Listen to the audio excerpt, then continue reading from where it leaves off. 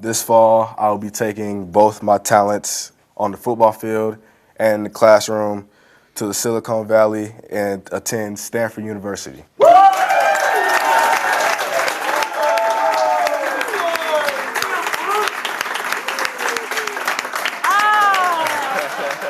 He announced his decision to go to Stanford right here on Campus Insiders, and Quenton Meeks is now a sophomore for the 7th-ranked Stanford Cardinal. He joins us now from Palo Alto. And Quenton, do you think your team or the Pac-12 as a whole is sometimes overlooked because you guys play on the West Coast? I think that plays a big part of it.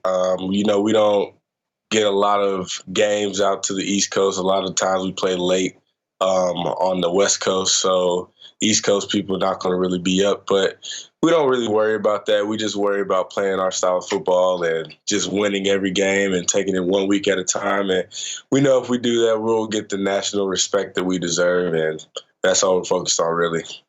Your coach, David Shaw, has the reputation of being quiet and calm. How would you describe the David Shaw that we don't see? A lot of people don't see that he has a lot of passion behind him.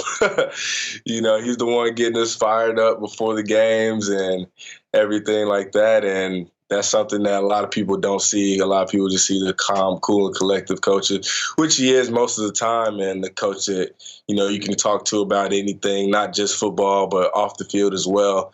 You could go to anytime, and, he's just somebody that you feel comfortable being around, somebody that, has your back all the time, but is also going to tell you the right things, and, he's going to give you that tough love every once in a while also. But, yeah, a lot of people don't see that he has a lot of passion behind him, which is great for us players because it gets us all fired up as well. I'm going to guess another one of your players has some passion behind him, and that would be Christian McCaffrey, making a statement as a Heisman frontrunner. Is he the best player in college football? Yes. Why do you think that? I just see him every day in practice. I see him every day in lifts. I see him every day, and I've never seen somebody with the work ethic that this guy has. Like, I've learned so much from him just watching him, and I'm so blessed to have him as a teammate. And just the way he is with the team, and it's not about him either. And he doesn't have an ego about himself.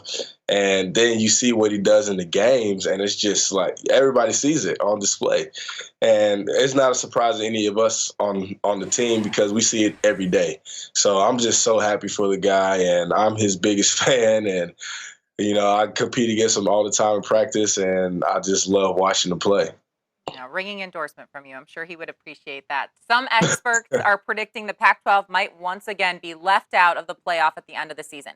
What do you say to those so-called experts, and what are your thoughts on the competition in the Pac-12?